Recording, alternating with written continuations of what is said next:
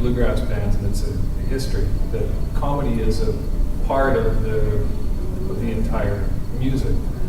That they take their music very seriously, but they don't necessarily take themselves seriously, which is a fascinating dichotomy.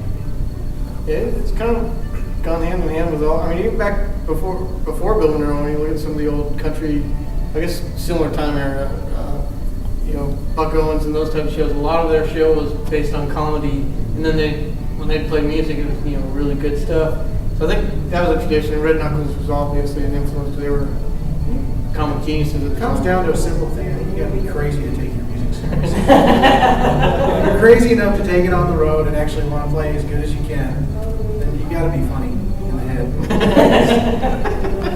Mental. You got to laugh at least.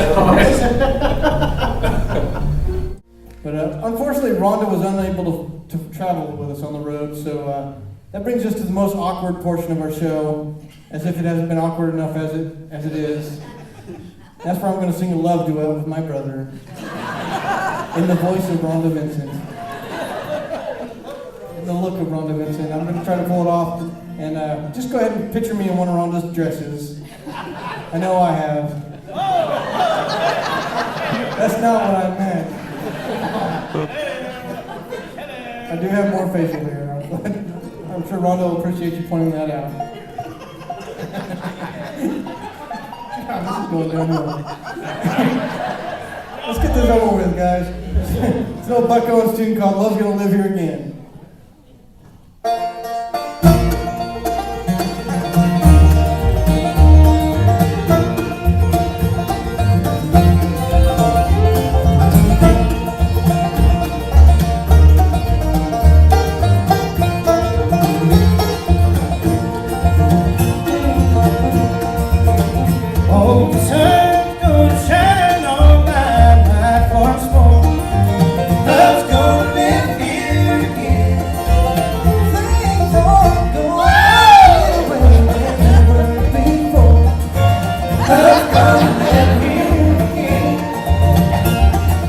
Now, the interesting thing that I really find with your band is that you, especially with something that is such an old genre and something with a more mature audience, for the most part, you guys really embrace the social media concept.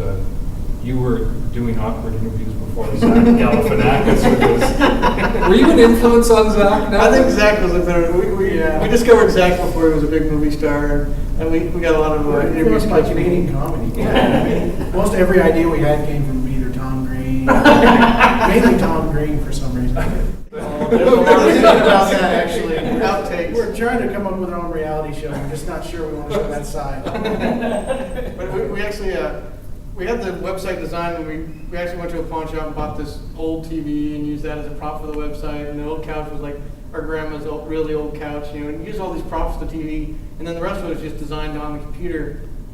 Then one year at IBMA, we decided we're going to set up a booth that was a replica of the website. So That was 2008. I think 2008. I think you're right. Yeah. So we went out and bought a cheap printer and just printed off all this paper that looked like the background, which we painted. Wallpaper. So we wallpapered our own background. Me and Joey spent at least 16 hours building that thing. And then we bought this rug that looked like the one on the website. So it turned out the booth looked almost identical to the website. So we decided to do interviews at IBMA, and we had Neil Kilney and You name it. We had almost Darren everybody Vincent. who was happening at that particular Maybe we time. could drag Anybody who was unsuspecting and didn't know what we were going to do. have you seen our website? No.